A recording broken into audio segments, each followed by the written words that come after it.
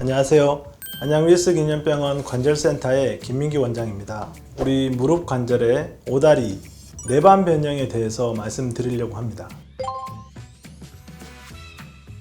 유전적으로 내반 변형, 오다리가 심하신 분들도 있지만 무릎 내측의 관절염이 진행하게 되면서 다리가 휘게 되는 걸 말씀드립니다.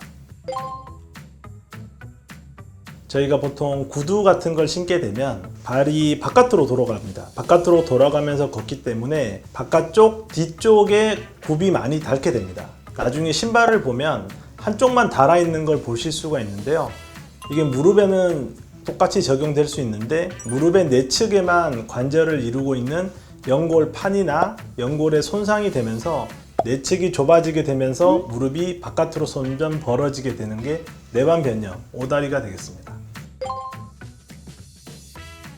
보통 자가 진단할 수 있는 방법은 차렷 자세를 했을 때 종아리 뼈 사이로 두목이 2개, 3개 정도 들어간다거나 그런 걸 느끼실 수 있고, 한국 사람은 일반적으로 어느 정도의 오다리는 있다고 보시면 됩니다. 오다리가 진행이 되면 난 원래 이랬다 라고 하실 수가 있는데 좌우가 오다리 정도가 다른 경우가 보통 진행하는 거라고 보시면 되겠습니다.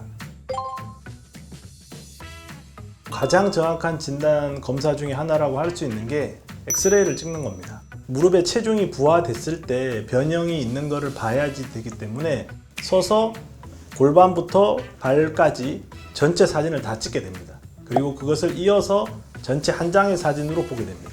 엉덩이의 중심과 발목의 중심을 이은 선을 가지고 변형이 있다 없다를 판단하게 됩니다. 증상이 있느냐 없느냐가 가장 중요하다고 볼 수가 있는데, 환자가 통증을 느끼게 되면 통증의 원인이 무릎의 내측의 관절염으로 인해서 생긴다면 그에 대한 수술적 치료를 고민해 봐야 될 것 같습니다. 일반적인 오다리라도 평생을 사시는데 특별한 이상 없이 잘 지낼 수가 있지만, 만약에 연골판이나 연골에 손상이 생기게 되면 닳게 되면서 내반 변형이 심하고 이게 악순환이 계속 진행되기 때문에 그 악순환을 끊기 위해서는 내반 변형에 대한 교정이 필요한 겁니다. 물리치료 혹은 도수치료, 교정이 된다고 이제 환자분들이 많이 아시고 많이 하려고 합니다. 근데 이게 문제가 뭐냐면 교정이 과하게 되면 어떻게 될 것이냐는 거죠. 우리의 몸은 그렇지가 않습니다. 관절이 닳아서 휘어진 경우에는 그런 물리치료 같은 보존적 치료로는 정상으로 돌릴 수는 없습니다. 이 오다리 교정 수술의 부작용 중에 하나가 키가 커지는 겁니다. 오다리 수술 자체가 다리를 벌리는 수술이기 때문에 키가 커지게 됩니다. 수술을 미용적인 목적으로 하시는 분들이 있는데 저희 정형외과에서는 그런 미용적인 수술은 보통 하지는 않고요. 금속으로 뼈를 벌린 상태를 잡아줘야 되기 때문에 골다공증이 아주 심한 분들 같은 경우에는 금속으로 잡기가 힘들고, 무릎에 염증이 있는 분들은 수술을 해도 그 자체가 더 악화가 될 수 있기 때문에 수술을 하지 않게 됩니다.